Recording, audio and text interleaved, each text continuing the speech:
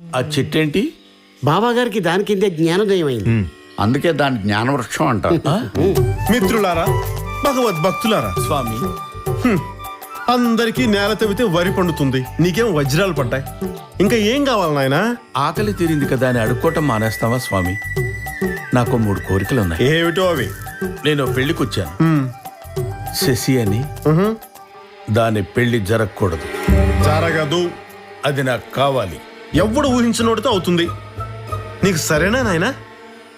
నాతో జరుగుతుందని నేను కూడా ఊహించను కాబట్టి అది నాదే. యా, ఇంకా నా మైండ్స్, నా డైమండ్స్, నా కరెన్సీ, నా యారగెన్స్ ఎప్పుడూ నాతోనే ఉండాలి. నువ్వు దేనితో మొదలయ్యావో అది నీతోనే ఉంటుంది. బద్దం బాబు, బద్దం. స్వామి, నువ్వు అనుకున్నవన్నీ సాధించాలంటే ఆ చెట్టు నీ ఇంట్లో ఉండాలి నాయనా.